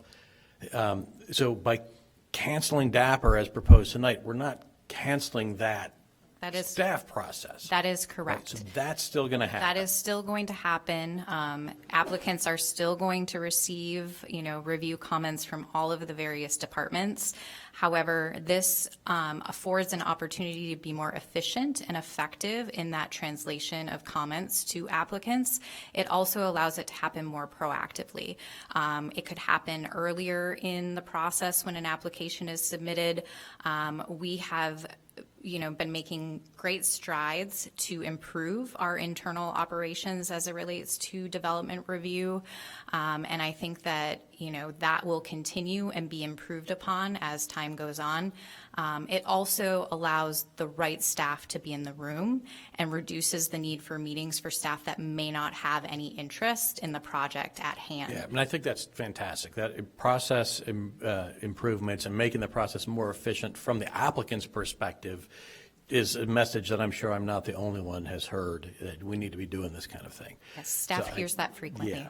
Yeah. So I'm in favor of that. But what happens next? And we're talking about a new committee, which sounds a lot to me like the old Site Plan and Review Committee, which I think predated your time here, Liz. That is certain. Yes. And so are we just adding, are we saving, making one portion of the bureaucracy more efficient, but adding another layer on somewhere else? I don't necessarily see it as adding additional barriers or, additional review. Really, it is, again, intended to be a technical resource. It has not been established in terms of what applicability this particular commission would have in terms of which projects go before this commission. It could be voluntary. It could be set in stone in terms of which projects have to go through this commission. And that is all for discussion of those in this room this evening, in addition addition to the rest of your colleagues on the city council. But we don't need to define that structure. Correct, yes. At this point. Correct, It's not a yes. replacement of DAPR. Absolutely. The DAPR will Right. continue administratively. So striking DAPR off our records tonight is really just kind of codifying the practice that we have Correct. imposed over the last year. Correct. Okay, thank you. May I comment? One of the other important things is it really, the staff's role is also to make sure that all the comments arrive to the applicant at one time. And that, I think, is critical.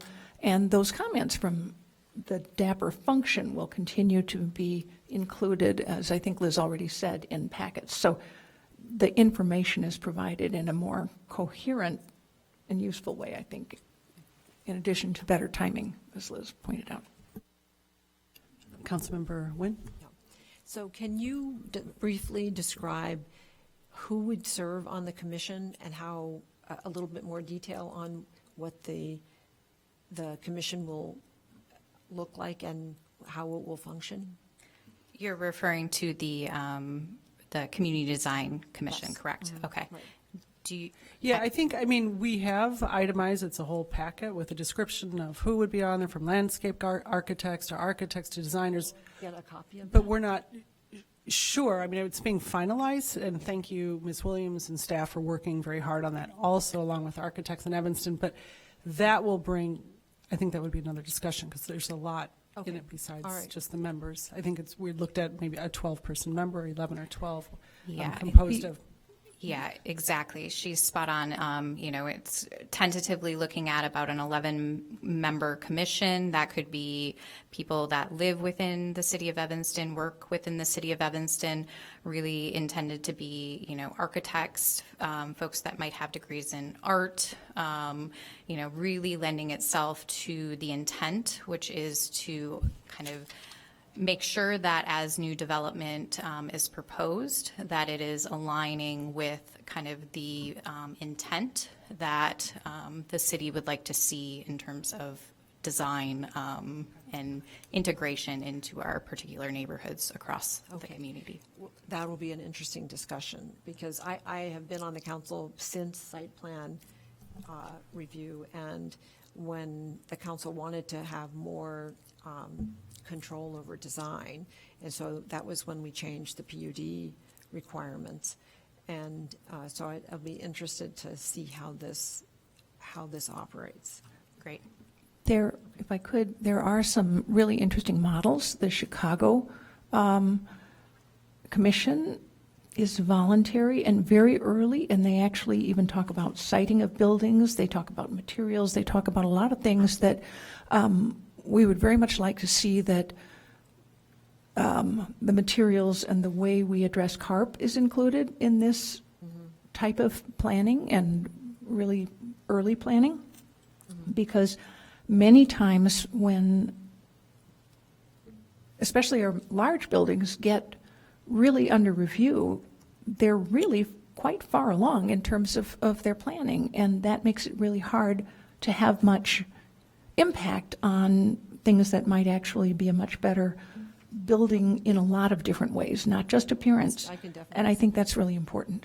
Okay, I look forward to reading I it. just want to add, the committee that you mentioned, that you said with this, that was also staff. So that really wasn't comparable to Site what we're plan and proposing here. appearance. Yeah. What was it called? Site plan and- So, yeah, that, thank you. So just, if I could just clarify here, we can consider that question on its own separate merits. Absolutely. Absolutely. Canceling DAPR tonight really isn't part of that discussion. Correct. Other than DAPR, as it previously was constituted, was an opportunity for public input. Correct. Right, and I just want to, there was a lot of public concern about the elimination of DAPR, about having a venue, and the public believed that that was a legislative body. So it's just important that the public knows that we are also looking to move forward with an appropriate, a different option. So that's why we're touching base on this, but this really is, so they are related. So they but intersect in we terms just of don't want public input. public to think that we're eliminating that option. In fact, we're going to strengthen that ability to bring concerns to the public. So, Okay. thank you so much for your work. Thank you, Thank you. Ms. Williams.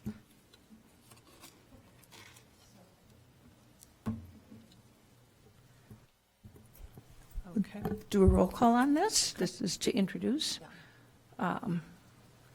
Councilmember Reed, Aye. Councilmember Ravel, Aye. Councilmember Kelly, Aye. Councilmember Nusma, Aye. Councilmember Wynn, Aye. Councilmember Burns.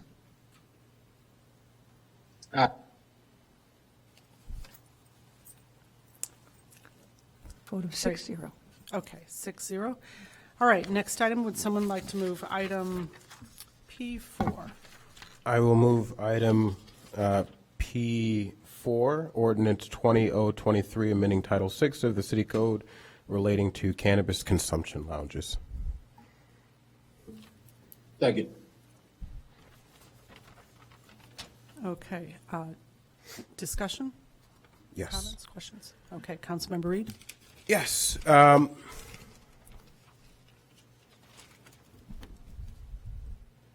This has been one of the more controversial issues that this council has discussed. And there is a lot of rightfully placed concern about the proliferation of any substance, any chemical, whatever it is, in our community that could potentially cause adverse health effects. So I truly appreciate the advocacy of folks who are coming out and raising their concerns about this. I certainly see those concerns as legitimate and well-placed. However, we have in Illinois and throughout our nation, in many states and potentially soon nationally, have come to the realization that the past practice, the war on drugs, particularly cannabis, has not been successful. It has caused more harm than good in our country, in our communities. We know that 1 in 5, this is from the CDC, that in 2019, 1 in 5 Americans used cannabis at some point during the year. So it's a lot of folks are out there using cannabis. We know that the use of cannabis certainly does not necessarily favor one race or ethnic group over the other. Usage rates are pretty consistent across the board. But we saw when we moved toward legalization of cannabis, recreational legalization here in our state and in other states, that there was a disproportionate impact of that restriction on minority communities, particularly black and brown folks. So we moved toward recreational use. Yet, persisting within that, and this council just reaffirmed our desire, it is, in many leases, if you live in an apartment building, in many leases, it is against the rules. It'll be a violation of the lease, the violation of the contract to consume cannabis within your apartment unit. We know that in Evanston, our black and brown community are more likely to live in rental units than their white counterparts. And we know that people throughout the nation and in our community are being, having their housing jeopardized because of consumption of cannabis. This council, a few weeks ago, and I'm very happy that folks passed this, we made some amendments to our laws regarding the possession of cannabis. We made it legal for someone to possess cannabis in this building. You still can't consume it, but you can possess it here. We made it legal for someone to walk down the street possessing cannabis. You still can't consume it. And at the time, I asked the advocates for this whether or not they would support an amendment to our consumption laws that would allow open air smoking, right? Because what folks are concerned about is indoor smoking.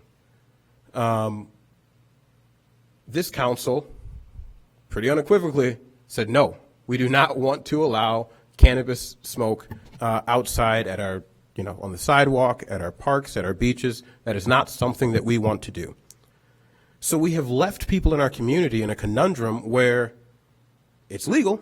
You can go buy cannabis at, dispensary, and we want your money because it supports our reparations program. Down the road, it will support our general fund revenue. But there are too many people who have nowhere where they can legally consume cannabis.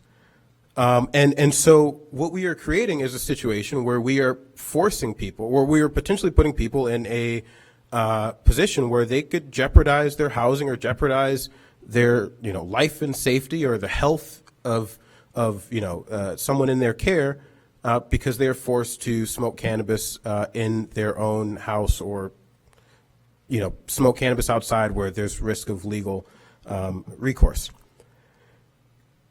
So this is what this is about. Our Clean Air Act currently does not prohibit indoor smoking in certain instances. For example, you couldn't open just a hookah lounge here in Evanston. You couldn't open a cigar lounge here in Evanston unless, because there is an exemption in our code, it was a private club or establishment.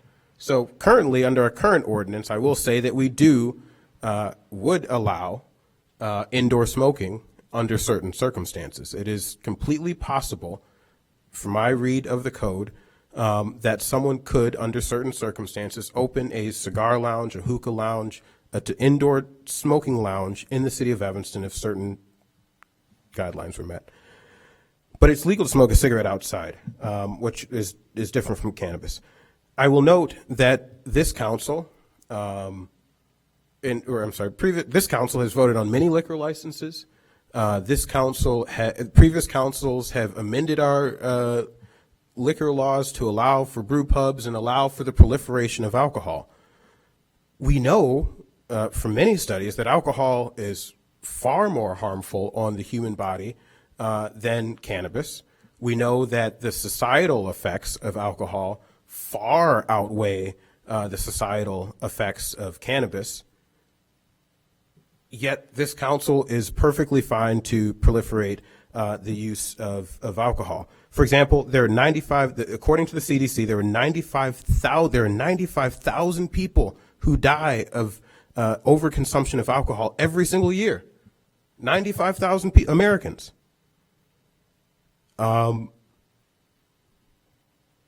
Same organization would say that there are almost zero cannabis overdose deaths in America or throughout the world. And so there's a huge imbalance here in the way that we are viewing these substances. Now, I know that folks will say, hey, secondhand smoke. Fair argument. But we know that from alcohol, traffic deaths are outrageous with the consumption of alcohol. So I'd rather take a whiff of a cigarette than be in the same lane as someone who's consumed a bit too much alcohol on a Friday night. So I want us to look at this in two ways. I'm hoping that we can move this forward to council. There are folks who, have some legitimate questions, some legitimate concerns. I would hope that we can move this out of committee, forward it to council, give all of us, those who are still on the fence about this, more time to dig into some of the data, get folks who are operators of dispensaries, and I'll start wrapping up here with about a minute.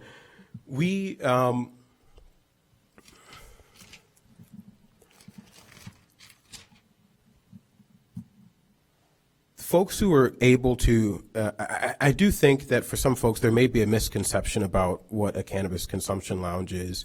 I think some folks may have in their mind that it's like a dive bar somewhere. These are folks, the only folks who are allowed to open cannabis consumption lounges are folks who have a license from the state of Illinois to operate a dispensary. It is one of the most stringent licensing processes that folks have to go through to open a business here in the state of Illinois.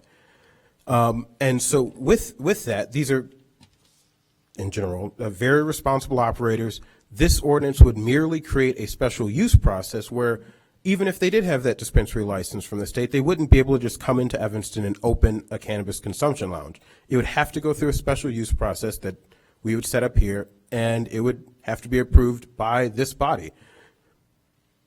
And so I'm hoping that we can move this forward, give more time, if needed, for folks who are still on the fence about this, folks who have concerns and feel as though this might be rolling back our Clean Air Act. And I get that, you know, Councilmember Nguyen, I think you're maybe the only person on the council now who was here when the Clean Air Act was passed. So I understand the desire to protect the progress that was made there. I do not believe that this rolls back that progress. What it does roll back by not passing this rolls back progress on ensuring that we are protecting folks who are in apartment buildings, folks who don't have some of the same access that homeowners have. And to close,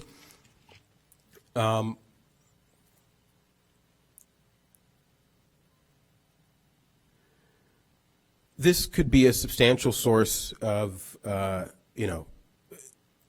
this could be a substantial source of revenue for Evanston, particularly if we get into this early. This provides job opportunities. For example, Oakton Community College was, I believe, the first community college in the state to create a cannabis training program. So we're training young folks in our community to work in this industry, and we're not providing job opportunities for them. That's what our tax dollars are going toward, making sure people can work in this industry, and yet we are not providing opportunities to increase revenue for the city of Evanston, revenue that right now and for the next 10 years will go into our reparations fund. Later on, will go into our general fund. Revenue that we can use to right historical wrongs of the very folks that are likely disproportionately impacted by this ban currently on consumption lounges. So with that, I would ask that, if folks have objections, if there's any way that you can get to yes, let's put it on the table and talk about it and be reasonable about this. Unless you are prepared, if your stance is I'm looking out for the health and safety of the people of Evanston, then we need to not pass another ordinance that allows for consumption that proliferates the consumption of alcohol in our community, and we in fact need to change our ordinances and go back to something that would have, I'm blanking on her name. Exactly, that would have Frances Willard dancing and enthusiasm, and so I'll end there for now. But I truly ask folks to engage with this from an honest standpoint and realize that we have moved to a point where we're not arguing about the legalization of cannabis anymore.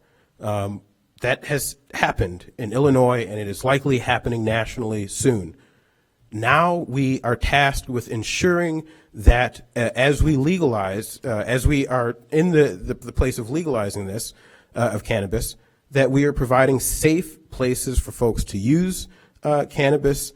And I'll leave it there. Thank you. Councilmember Nguyen. Thank you, Chair. I'll be brief. I was on the council when we eliminated indoor smoking in Evanston, and we were at the vanguard at that point. We were very proud of being out front on that. Councilmember Reed, there are other ways to consume cannabis. We're not prohibiting people from consuming cannabis. You can consume it edibly. So I am a hard no. I won't go backwards. So I appreciate your efforts to try and persuade me otherwise, but I'm prepared to vote no on cannabis lounges.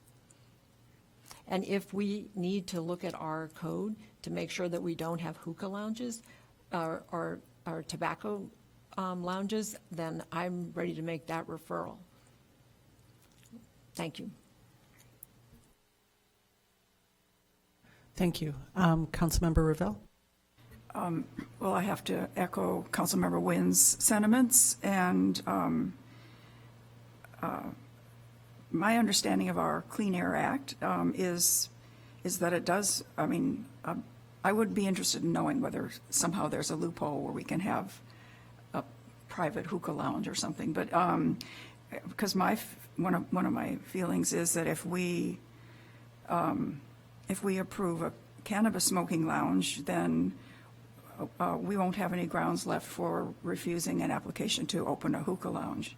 So I think this is setting a bad precedent. I think the testimony from our various health experts is very persuasive, and I'm a hard no vote. Thank you. So, I've expressed to Councilmember Reed in the past my concerns for the air quality, for the people who would be working.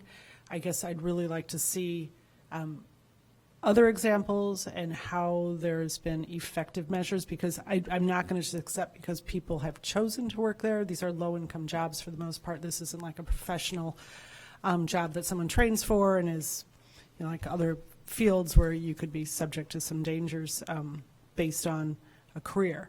This isn't a career choice. So I need more assurances with regard to protecting the air quality for the workers, and I'd like to see some presentations of existing lounges to understand that better. I also, know I can sit at a cafe outdoors and someone has a beer next to me, that's not impacting me.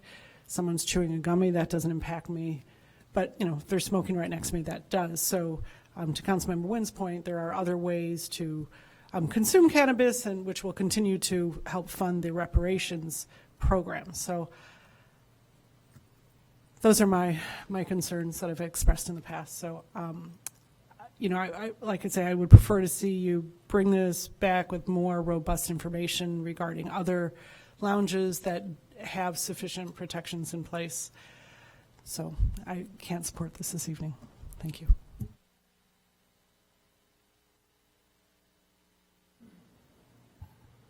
Well, I'm sorry, I have my light on. Councilmember Reed.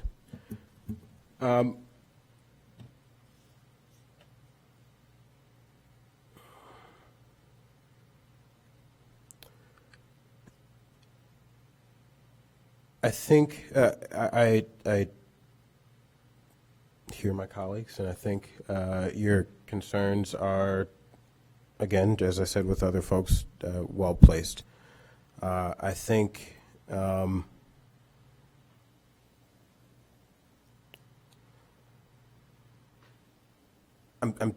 sorry to say it. I will say it, but I do think folks are being a bit hypocritical here. And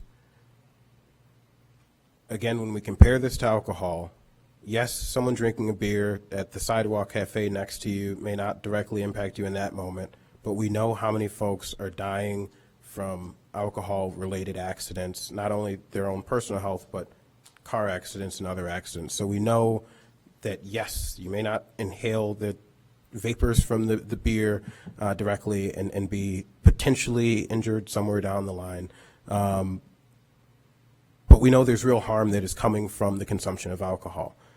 And so I would ask that Councilmember Kelly, if you would support,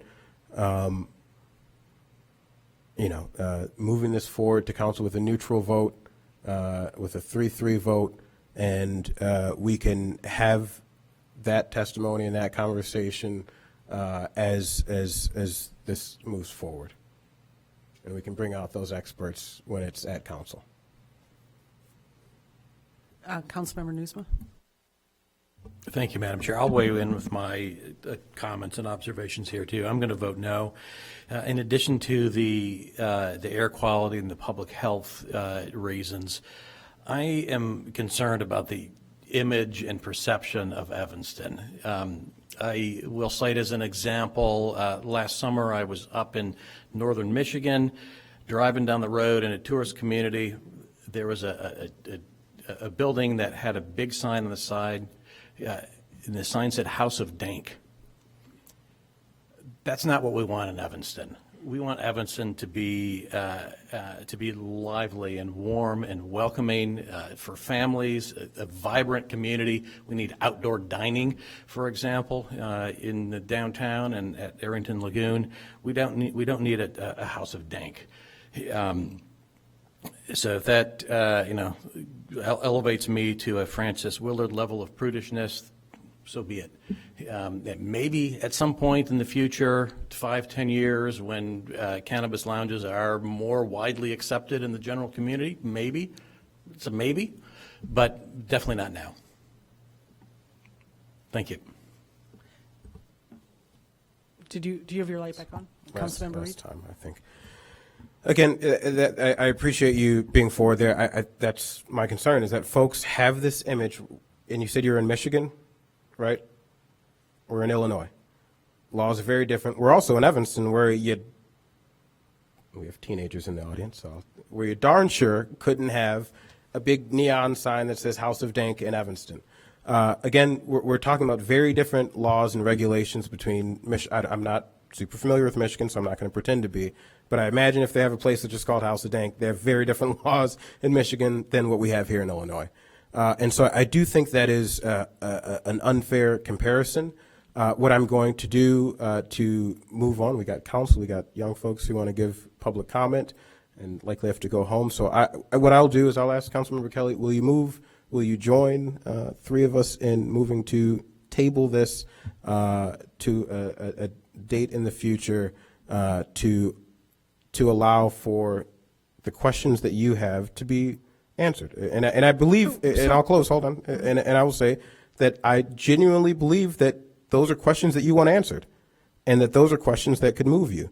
And with that genuine belief that those are questions that you want answered, and those, providing answers to those questions could move you, I would just appreciate if you gave the opportunity to give those answers by tabling this to a meeting in the future to allow that.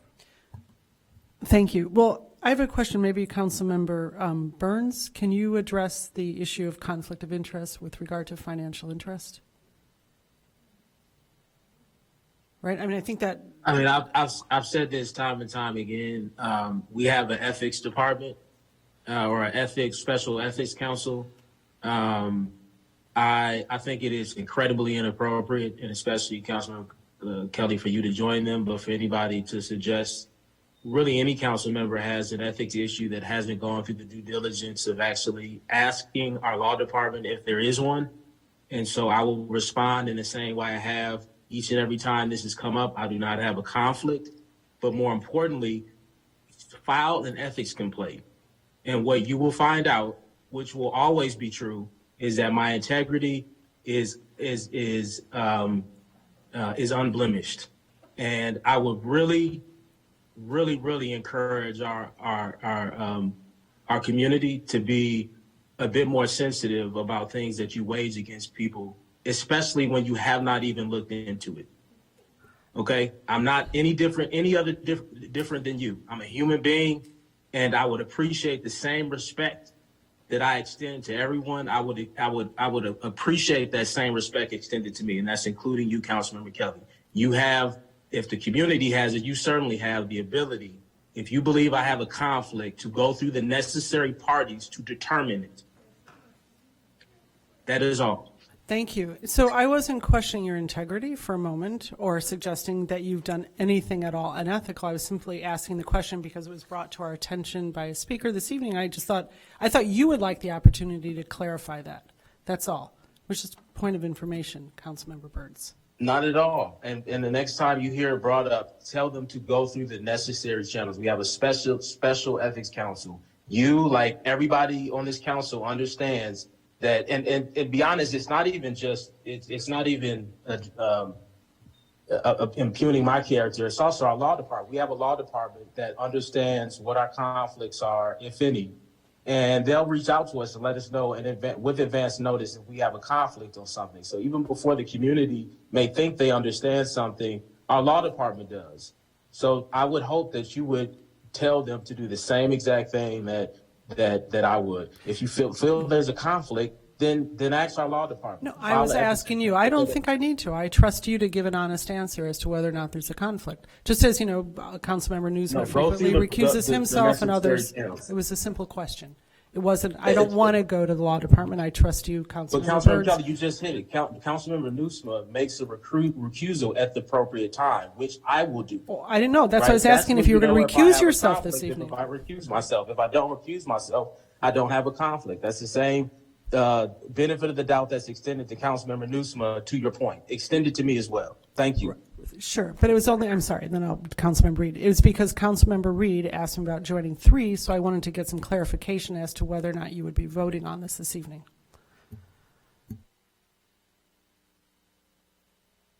I'll finish my comments. Councilmember Reed. Yes. I'm not going to address any of that. I want to address that. But I still want to, and the reason I'm not is because Councilmember Burns has voted on this in Human Services Committee. If there was a conflict, that would have been made apparent in the past. And Councilmember Burns does not have a dispensary license, and so this would not seemingly impact his business. But again, back to bring this back to where we were. I would like, I'm asking that, we have a council member who is missing for very good reason, for a child's birthday, who has supported this in Human Services Committee.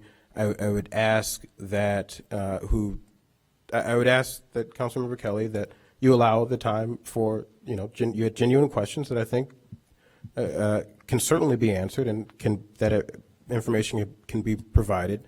And so I would ask that you would support a table to allow your questions to be answered in good faith. Thank you. So what I would have preferred and what I continue to prefer is that you would have brought this forward with those concerns I've had forever. I've expressed those concerns about the working conditions at this point, and not to continue further without having a presentation on that. So no, I won't support it this evening, but you can always submit another referral.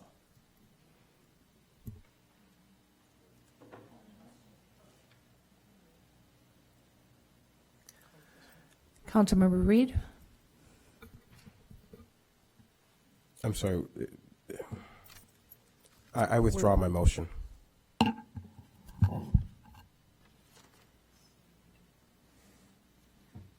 So P4 dies in committee. I withdraw my motion. I wouldn't say it dies in committee, but I withdraw the motion. Okay. I move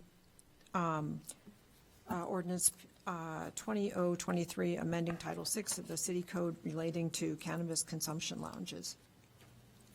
Someone else seconds and we can vote. And I will second. Okay, then we'll take the roll. Councilmember Reed? Aye. Councilmember Ravel? No. Councilmember Kelly? No. Councilmember Newsma? No. Councilmember Wynn? No. Councilmember Burns? Aye.